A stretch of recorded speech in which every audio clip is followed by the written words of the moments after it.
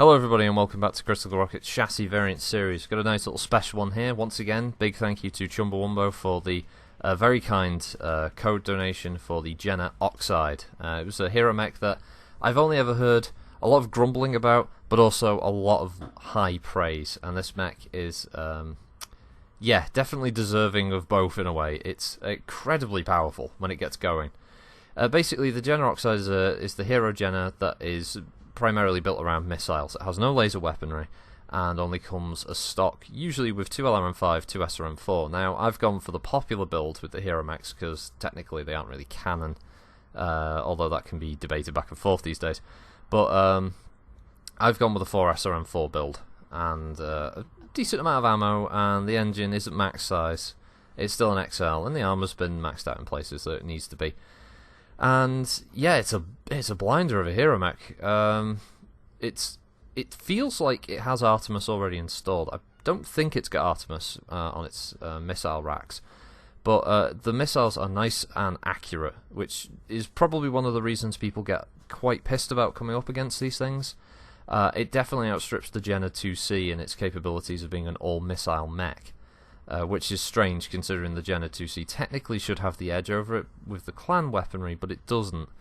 The Oxide just is a better light, and for a hero light, it's surprisingly good. Obviously, it does suffer the usual Jenna weaknesses, which is it has a pretty large CT. It's not too bad to shoot down, and it's not really built for brawling. The Jenna has always been a quick striker. A bit like the Commando, get in, hit, get out quickly, and in a furball you don't really notice it because it's moving around so quickly. Obviously your best tactic with a Jenna is, like most lights, go for the legs, but if it's in the open, always go for the nice CT shot, especially with ballistics or a lot of laser weaponry like pulsers and the such. Outside of it, when you're piloting it, yeah, pretty much run it as you would a Jenna 2C if you're used to them, or the Commando, or any mech that you've primarily built around SRMs, because it's got a really nice profile. All the weapons generally fire at the same kind of angle, so where you aim is going to hit pretty much the same location, and it's definitely quirked. I mean, you can see the shots there, how tightly focused those SRM-4s were, and as I said, I don't think there's Artemis. It doesn't say Artemis on the weapon screen, but they are so tightly packed. I can't imagine how much more accurate this would be with Artemis. And it makes very, very quick work of mechs. If you get behind something like a Battlemaster, Kodiak, anything wide, you're going to very quickly strip its armor and get into the internals and start doing some real damage. I mean, even in a straight-up fight against bigger mechs, it's still going to cause a lot of damage before it gets taken down. Now, in a light-on-light fight, that's probably where it starts to suffer. You could build it with 4 Streak 2s, but you're probably robbing it of a fair amount of its capabilities. Definitely SRM 2s if you want something a bit more rapid-fire, a bit more machine gun-like. SRM 6s are a possibility, but ammo is then a problem due to the weight, and the issue is you'd probably have to drop the engine size to make the 6s viable, and then your rate of fire isn't that great. The 4 is probably the best spot. LRM builds, it could work. 4 LRM-5s, maybe with Artemis and obviously with a mech that's narking or tagging for you. You could be a very quick harasser with LRM-5s. But primarily though, this thing works best with the SRM-4s. Can't really say it's been a failure in that regard so far for me. I generally get at least 1 or 2 kills per round when I've been playing this thing, win or lose in the match. I've consistently done decent damage and had a decent match score at the end. So if you're interested in having a mech that can actually deliver the goods that way, this will get you some high praise from your teammates. Do I agree with people saying things like this need to be nerfed? I don't know. Part of PGI's business is trying to get people to spend money on heroes, and the heroes have to be good, don't they? They have to be decent to make them worth the cash. I don't think this mech is pay to win, though. It's definitely annoying to have to fight one, no doubt. However, I don't think that this is something that needs to be nerfed, to be honest. It's it's endemic of PGI's problem with overinflating hardpoints or overquirking certain mechs. This, I would say, is definitely an overquirked mech, to be sure. But I wouldn't say that this is something that is ridiculously overpowered. There are certainly other builds out there that could be just as annoying to come up against than the General Oxide. But they are a popular mech to take into things like faction play, or to run in tournaments.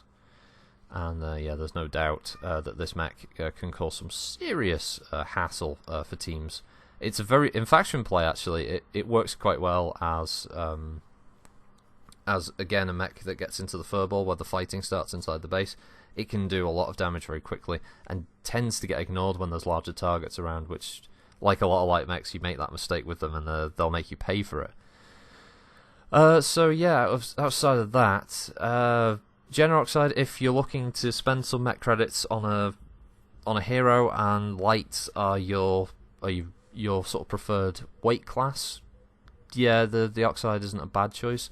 It's that alongside the Hugin. Both of them are extremely solid choices. So if you're saving up mech credits from events, I would say do that. But if you're looking to drop a bit of cash, I can't really say. I couldn't say you'd be spending it badly. I'd definitely say that you'd have a lot of fun with this thing. I suppose visually the Oxide isn't the prettiest mech. It seemed to be in that. It was almost like PGI's grunge period with heroes, a bit like the X5, and it was like, yeah, let's just make it all look like rusty and old and damaged, which is kind of BattleTech in a way. But then you kind of wish they'd put that effort into the standard mechs rather than doing it for the heroes. Maybe the other way around. Maybe heroes should be a bit more pristine. I don't know. Because all the standard mechs are pretty new and clean, and look like just come off the factory floor a lot of the time. So there's not much left of this round.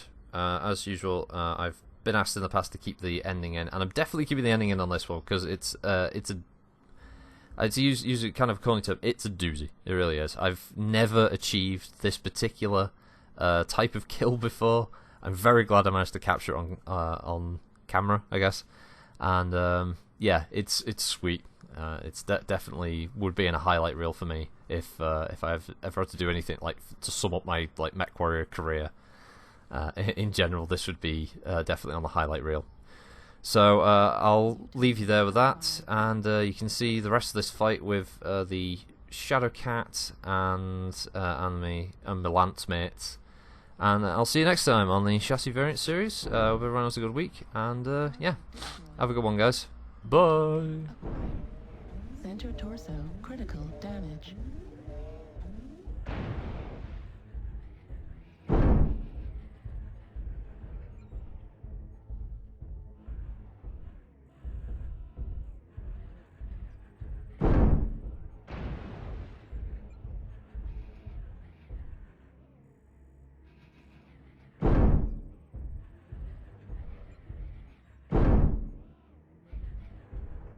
Target destroyed.